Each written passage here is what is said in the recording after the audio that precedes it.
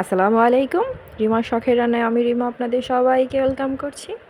আজ আমি আপনাদের সাথে কাঁচা আমের টক মিষ্টি আমের আচারের রেসিপি শেয়ার করব। আশা করি আপনাদের সবার ভালো লাগবে। চলুন শুরু করা যাক। আমি এখানে 6টা বড় সাইজের আম নিয়েছি। আমগুলোকে ছুলে ধুয়ে পরিষ্কার করে ছোট করে টুকরো করে নিয়েছি। এখন আচার তৈরি করতে চলে আসলাম। কড়াইটা খুব ভালোভাবে গরম হয়ে গেছে।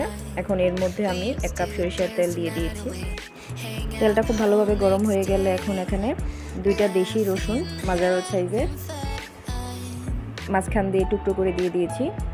7-8টা শুকনো মরিচ দিয়ে খুব ভালোভাবে ভেজে নেব। হালকা একটু কালার চলে আসলে এখন এর মধ্যে আমগুলো দিয়ে দিব। আমটা দিয়ে খুব ভালোভাবে এখন মিশিয়ে নেব। এভাবে নেড়েচেড়ে তেলের সাথে আমগুলোকে মিশিয়ে নিব। এভাবে ঘন ঘন নেড়েচেড়ে আমগুলোর সাথে তেলটাকে খুব ভালোভাবে মেশাতে হবে। নাড়তে নাড়তেই দেখতে পারবেন আমগুলো পানি ছাড়া শুরু করেছে।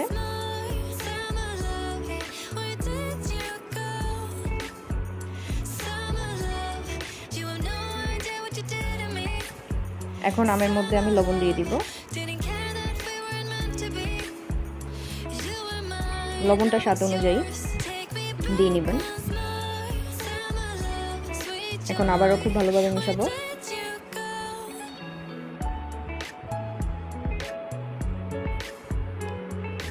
তেলের মধ্যে আমগুলো খুব ভালোভাবে ভাজতে হবে।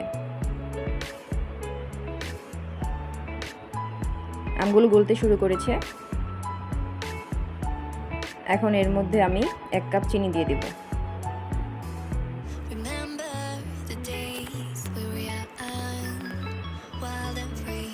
চিনিটা দিয়ে এখন আবার নেড়েচেড়ে মিশিয়ে নেব। এখন নেড়েচেড়ে চিনিটা আমের সাথে খুব ভালোভাবে মেশাতে হবে। চিনিগুলো গলতে শুরু করেছে, আমের সাথেও মিশে গেছে। প্রচুর পরিমাণে পানি উঠে আসছে, দেখতেই পাচ্ছেন। আমগুলো সিদ্ধ হয়ে গেছে।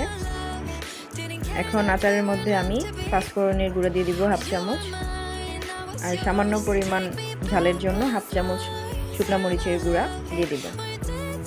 এই মরিচগুলো ভেজে গুঁড়ো করে নিয়েছি আমি। এখন খুব ভালোভাবে মিশিয়ে নিব।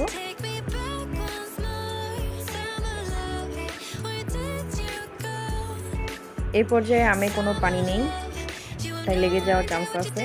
আমাকে ঘন ঘন নাড়তে হবে যাতে তলায় লেগে না যায়। আচার কিন্তু পুড়ে গেলে একদম ভালো লাগে না, সেদিকে আমাদের অবশ্যই খেয়াল রাখতে হবে।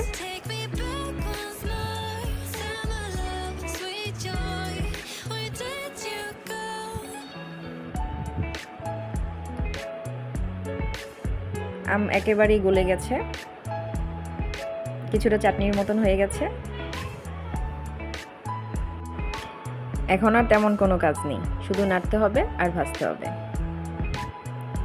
কাজটা চুলার কাছে থেকেই করতে হবে। নেড়েচেড়ে খুব ভালোভাবে ভাজতে হবে। এ পর্যায়ে ভাজা আমার মোটামুটি হয়ে গেছে। এখন আরও 1/2 চামচ পাঁচফোড়নের গুঁড়ো আমি এখানে দিয়ে দিব। দিয়ে খুব ভালোভাবে মিশিয়ে নিব।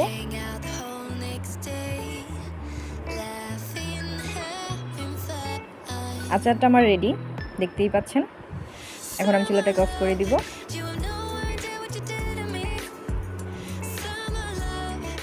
আচার দেখে কারো মুখে পানি চলে আসলে আমি কিন্তু দায়ী নাই।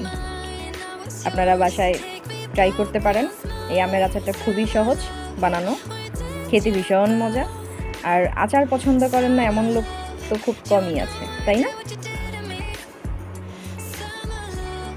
ধন্যবাদ সবাইকে।